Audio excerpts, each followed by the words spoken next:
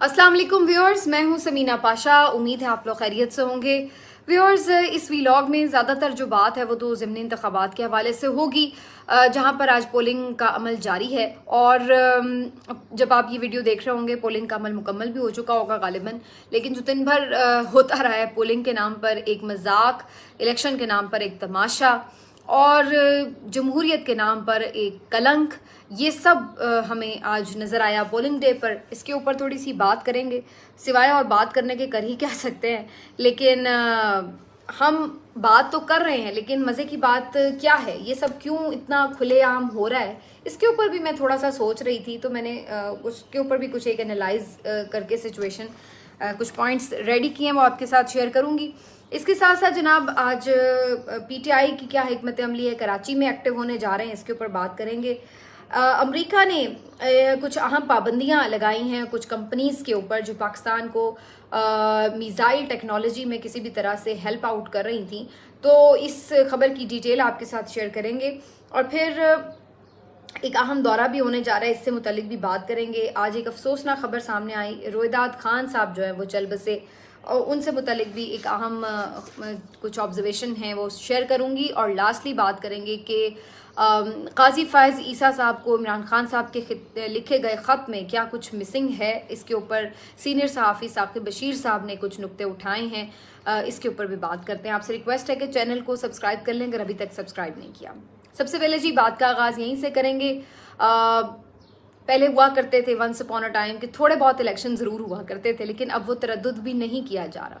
जब आम इलेक्शन भी होने थे तो जब भी मैंने एक बात कही थी कि भाई इलेक्शन करने का तरद्दुद ही क्यों कर रहे हैं, अगर आपने इस तरह के इलेक्शन करवाने हैं तो ना करवाएं और वैसे ही नोटिफिकेशन निकाल दें। और फिर हमारी बात को बड़ा माना गया, सुना गया, और उसके बाद उन्होंने यही किया कि इलेक्शन में जो कुछ भी मर्जी हुआ हो, रिजल्ट जो कुछ भी मर्जी आए हों, लोगों ने जिसको मर्जी वोट डाले हों, उन्होंने वाकई अपनी मर्जी से नोटिफिकेशन निकाल दिए फॉर्म 47 के तहत। तो ये फॉर्म 47 जो था ये बेसिकली नोटिफिकेशन ही था कामयाबी का, जिसका दिल चाहा उसके लिए निकाल दिया, चाहे कोई चौथे नंबर पे था, कोई 5वें नंबर पे था, कोई दूसरे नंबर पे था। तो जिसको उन्होंने चाहा उसको उन्होंने फॉर्म 47 के तहत जितवा दिया था।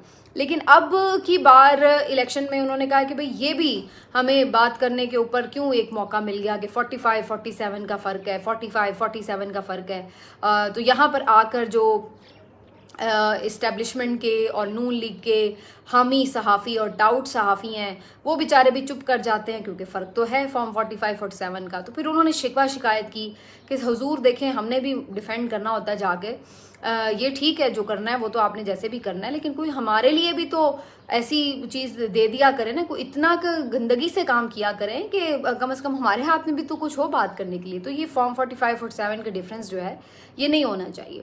तो उन्होंने कहा कि ठीक हो गया जनाब, इस दफ़ा वो भी डिफरेंस नहीं किया जाएगा। तो आज जो इलेक्शन हो रहा है अफसर ये मान रहे हैं कि जनाब हमें तो दिए ही नहीं गए फॉर्म 45, ठीक है। फिर एक जगह पर यह माना गया है कि जी फॉर्म 45 ऑलरेडी साइन करवा लिए गए, खाली ही फॉर्म 45 जो है वो साइन करवा लिए गए हैं, यानी अपनी मर्जी से उसके अंदर वोटों की जो तादाद है वो लिख दी जाएगी।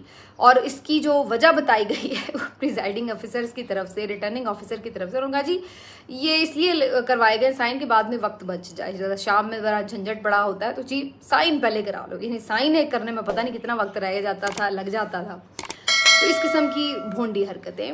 उसके साथ साथ फिर उन्होंने कहा कि जी ये बाद में जो नंबर गिनती में इधर उधर करने मुश्किल हो जाते हैं, तो भाई पहले ही इसका बंदोबस्त किया जाए। तो इस दफ़ा उन्होंने काफ़ी सारी जगहों पर यह हरकत की कि जी ऑलरेडी ठप्पे लगे हुए जो बैलेट पेपर्स हैं वो बैलेट बॉक्सेस में भर दिए गए, ये भी हुआ।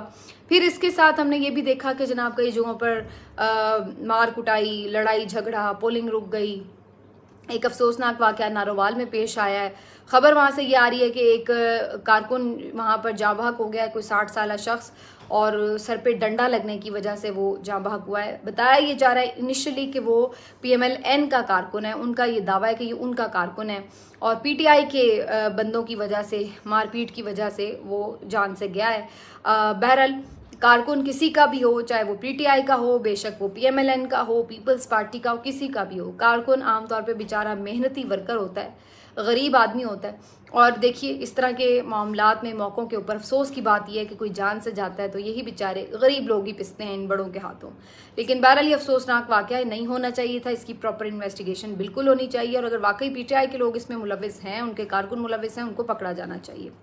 अब बहरहाल ये वाक़या तो हुआ नारोवाल में, लेकिन इसके अलावा मुख्तलिफ जगहों पे यही खबरें आ रही हैं।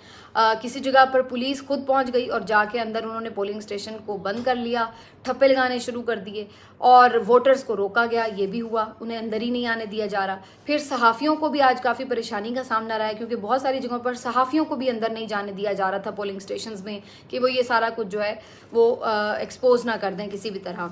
आपको मालूम है कि फ़ोन सर्विस यहाँ पर पहले ही मुअत्तल है, और फ़ोन सर्विस के जरिए जो इंटरनेट मिलता है फिर वो भी मुअत्तल है, तो ये भी सब किया गया ताकि धांधली एक्सपोज ना हो सके। कुछ गिरफ्तारियां भी सुनने में आई हैं, और शब्बीर गुज्जर साहब जो पीटीआई के पिछली दफ़ा कैंडिडेट भी थे, ये इनको यहाँ से गिरफ्तार कर लिया गया लाहौर के वेलेंशिया टाउन से। फिर इसके साथ साथ जनाब अजीब किस्म की जो सबसे बदतरीन इलेक्शन की इस वक्त धांधली हुई है वो PP32 गुजरात में हुई है, जहां पर अंधेर नगरी चौपट राज नजर आ रहा है बिल्कुल, जिसको आप कहते हैं कि यहाँ पे साफ शफाफ इलेक्शन नहीं हुआ। थ्रू आउट एक तो कैंपेन करने में भी मुश्किलात का सामना रहा, और फिर उसके बाद आज पोलिंग डे पर भी हद दर्जा यहाँ पर पुलिस की मनमानी देखने को मिल रही है, और यहाँ पर टोटली जो सूरत हाल है उसको बदला जा रहा है। अब ये बेसिकली परवेज़ इलाही साहब हों या मोनिस इलाही साहब हों, मुझे ये ज़ाहिर लगता है कि ये तो पर्सनल ग्रज का मामला है। बड़े साहब को मोनिस इलाही पर, परवेज़ इलाही पर बहुत गुस्सा है, और उसकी एक वजह तो बड़ी साफ़ है कि परवेज़ इलाही साहब ने असम्बली तोड़ी पंजाब की इमरान खान के कहने पर, जबकि उन्हें वाज़े पैगाम बुलवा के बाकायदा दिया गया था। आपको याद होगा चौधरी परवेज़ इलाही जब वज़ीर आला थे तो उन्हें स्पेशली बुलवाया गया था, और उनको वहाँ बुलवा कर ये पैगाम दिया गया था कि असम्बली नहीं तोड़नी वरना खैर नहीं। उन्होंने आके फिर बाद में एक टीवी पे इंटरव्यू भी दिया था, जिसमें उन्होंने कहा था कि अगर असम्बली टूटी तो ये पीटीआई पे भारी पड़ेगी। लेकिन बहरहाल खान साहब के साथ जो उन्होंने वादा किया था वो उन्होंने पूरा कर दिया। सब जानते बूझते भी उन्होंने असम्बली तोड़ दी, क्योंकि खान साहब से उनका वादा यही था। तो ये जो गुस्सा है ना, ये उधर से जा नहीं रहा। उन्होंने कहा कि भाई इसकी इतनी औकात कि इसने हमारी बात नहीं मानी और ख़ान की बात मानी। तो उस वक्त से जो चौधरी परवेज़ इलाही, मोनिस इलाही, इनका जो पूरा ख़ानदान है ये जो आ गया है अताब के नीचे। और आप देख लें मुसलसल कि जो फस्तायत का मुजाहरा किया गया परवेज़ इलाही साहब के साथ, जिस तरीके से आपको याद होगा कि उनका घर का दरवाज़ा तोड़ा गया, जिस तरह से पुलिस रेड करती रही उनको, फिर अदालत ने उन्हें ज़मानत भी दी, साथ बंदा भी भेजा पुलिस का कि घर तक छोड़ के आओ, रास्ते में वहाँ कुछ ना हो, फिर भी उनको रास्ते से पकड़ लिया गया था। ये सब होता रहा। फिर कई मुकदमात में एक के बाद एक गिरफ्तारियाँ होती रहीं, और आज भी वो 74-75 साल शख्स जो है वो जेल की सुलाखों के पीछे है, और वो बेचारा बीमार भी हुआ है बीच में कई एक दफ़ा। कैसरा इलाही साहिबा ने, उनकी अहलिया जो है मोनिस इलाही की वालदा हैं, उन्होंने कितनी दफ़ा ये बताया है वाक़या, और बताते हुए बेचारी आप दीदा हो गई कि किस तरह से कीड़े काट गए उनको जेल के अंदर, लेकिन कोई उनकी बात सुनकर, उनकी चीख सुनकर भी नहीं आया। फिर अभी वॉशरूम में गिरने का वाक़या भी पेश आया, फिर भी उनको प्रॉपर ट्रीटमेंट नहीं दिया गया। एक दो दफ़ा उनको दिल के भी इश्यूज़ हुए हैं और उनको जाके चेकअप वगैरह करवाया गया, लेकिन फिर वापस जेल में।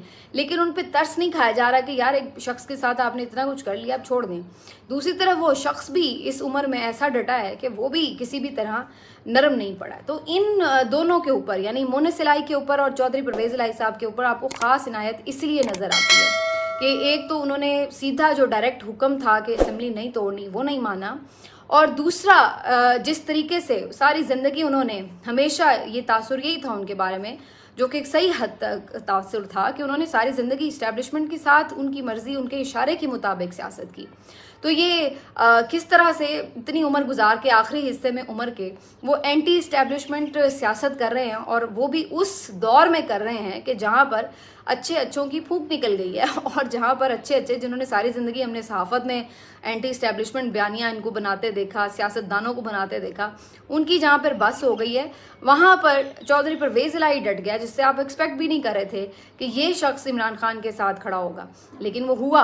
और इसी तरह मोनिस इलाही साहब भी। तो उन दोनों के ऊपर शदीद गुस्सा है और यही वजह है कि जो आम इंतखाबात हुए थे उसमें भी, और अब जब ज़िमनी इलेक्शन भी हो रहा है उसमें भी, ख़ास तौर पर इन दोनों को हरवाने का भी बंदोबस्त है और इनके साथ बदतरीन किस्म की फैमिली को भी इंतकाम का निशाना बनाया गया है। तो इस किस्म का इलेक्शन अगर आपने करवाना है तो उसकी ज़रूरत क्या है, इसका फ़ायदा क्या है? जो मेरी नज़र में इसकी दो मकासद हैं। एक तो ये कि ये जो खुली बदमाशी है, इससे ये तासुर देना मकसूद है कि हम ताकतवर हैं, तुम गुलाम हो, तो जो हमारा दिल करता है हम वो करेंगे, करके देख लो जो करना है। वो एक आम सा मुहावरा है कि पट लो जो पटना है। तो ये वो एक तो वो खुली बदमाशी की एक वजह जो है वो सीधी सीधी सी ये नज़र आती है। दूसरी वजह ये है कि पहले ज़माने में ना एक लफ्ज़ हुआ करता था हया या शर्म, तो उसमें थोड़ा बहुत तकाजे थे, कुछ पर्दा हुआ करता था और फिर लोग कोशिश करते थे कि यार करें हम जो मर्जी गलत सही काम, लेकिन उस तरह से खुल के सामने नहीं आने चाहिए। आपको थोड़ी सी शर्म होती थी, इलेक्शन कमीशन में थोड़ी सी शर्म होती थी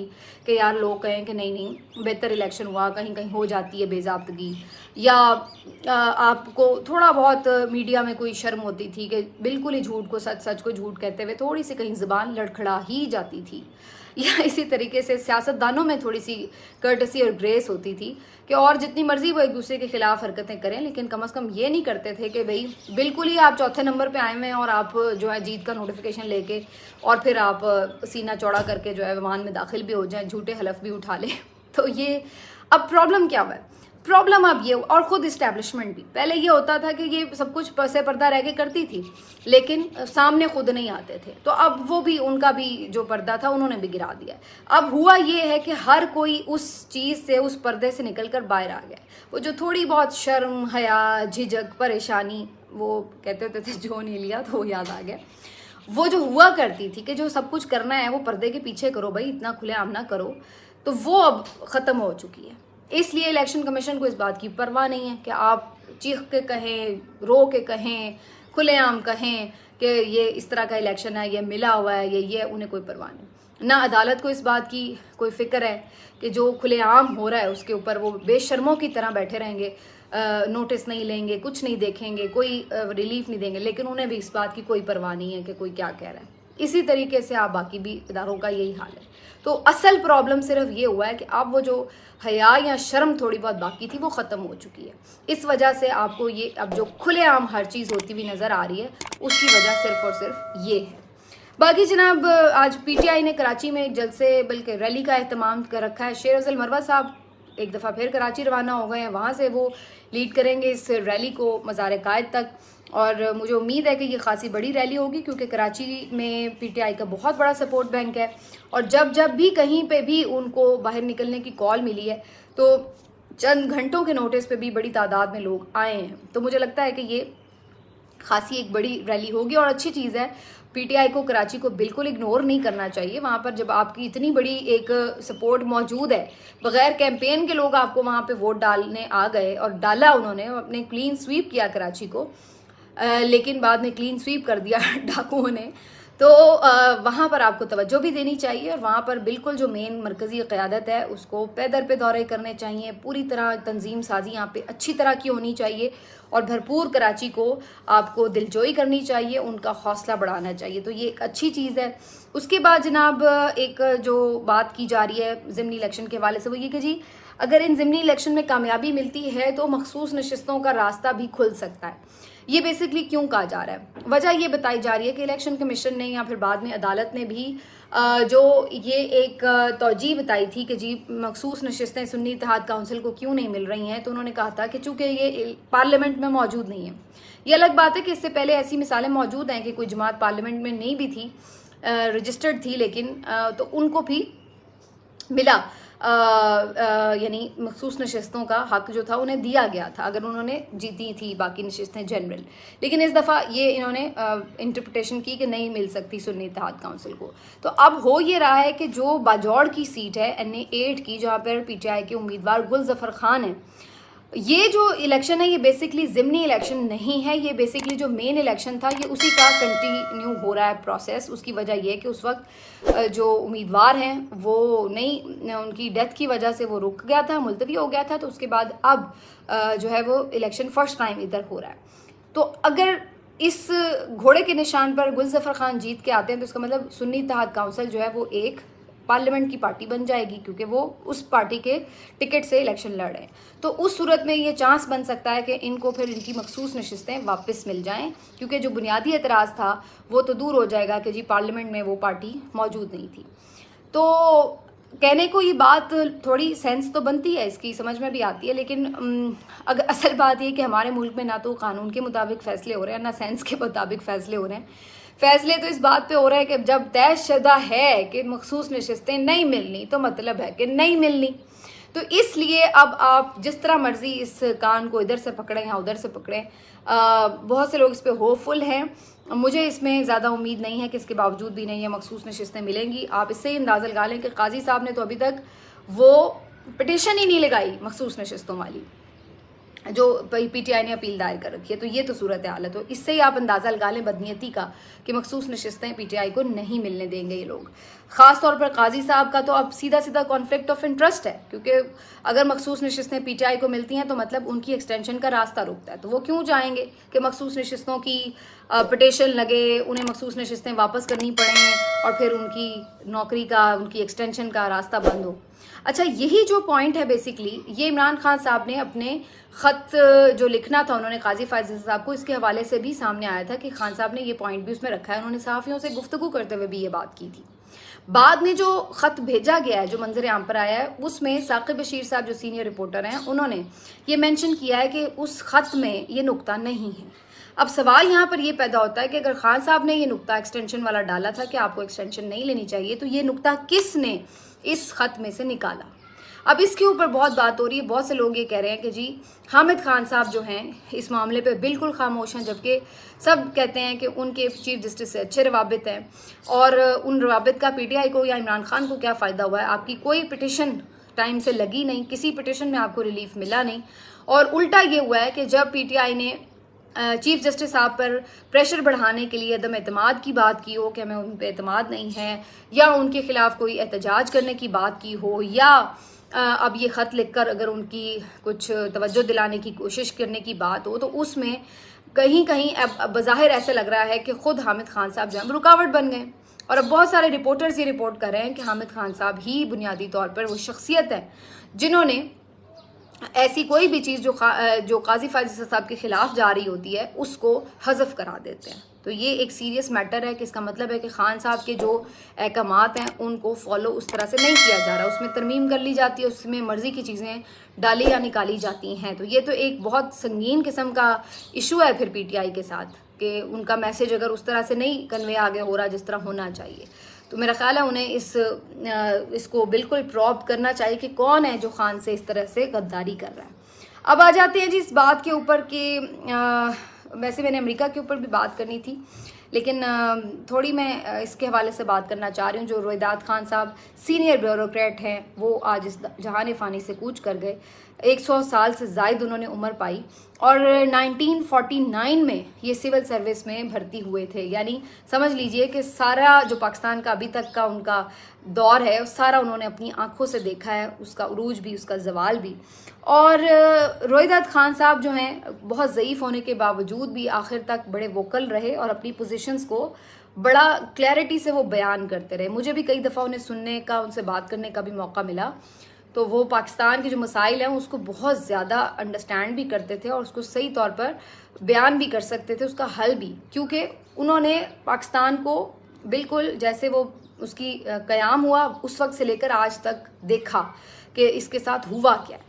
आखिर में उनका बहुत रुझान पाकिस्तान तहरीक इंसाफ की तरफ था और इमरान खान साहब को वो बहुत बड़ा लीडर समझते थे और वो समझते थे कि इमरान खान साहब ही वो शख्सियत हैं कि जो पाकिस्तान को बहरानों से निकाल कर तरक्की की तरफ ले जा सकते हैं और सही मानों में इसको वो पाकिस्तान बना सकते हैं जिसके लिए इसका क़याम अमल में लाया गया था। रोहिदाद खान साहब के बारे में फैसल जावेद खान साहब ने भी एक बात कोट की है। उन्होंने कहा कि आखिर तक जब उनसे वो मिलने जाते थे उनके साथ अच्छे टर्म्स होंगे उनके, तो फैसल जावेद साहब ने बताया कि वो आखिरी दिनों में भी इमरान खान से मिलना चाहते थे। वो बार बार ये बात कहते थे कि मुझे अडयाला ले चलो, मैं इमरान खान से मिलना चाहता हूँ। ये फैसल जावेद कह रहे हैं।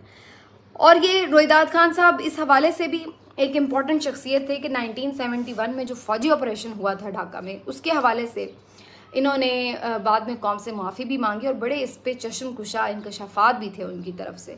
तो ये जो पाकिस्तान के साथ ज़्यादती हुई, जो पाकिस्तान में इदारों ने बड़े बड़े ब्लंडर्स किए, गुनाह किए, ये उनके चश्मदीद गवाह भी थे। और ये कुछ में शायद उनका कोई ना कोई इसी वक्त किसी भी तरह उनका हो सकता है किरदार भी हो, इसलिए उन्होंने बाद में माफ़ी भी मांगी कि ये जो ऑपरेशन था ये गलत था, और उसका फिर पाकिस्तान ने खमियाजा भुगता कि हमारा एक हिस्सा हमसे अलग हो गया।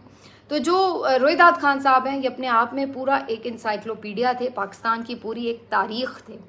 आज ये इस जहान फ़ानी से कूच कर गए, लेकिन मैं इस बात की तरफ ज़रूर परेशान हो रही थी कि ये चले तो गए हैं, बहुत कुछ इन्होंने तहरीरों में भी लिख छोड़ा होगा यकीनी तौर पर, और जो इनके करीब लोग हैं वो भी ज़्यादा बता सकते हैं। लेकिन ये वो शख्सियात हैं कि जिन्होंने पाकिस्तान की जो ये आज की मौजूदा हालत है उसको अपनी आंखों से देखा है, और ये किस तरह यहाँ तक पहुँचा, पाकिस्तान ज़वाल का ये सफ़र पाकिस्तान ने किस तरह तय किया है, ये उसके विटनेस हैं बेसिकली।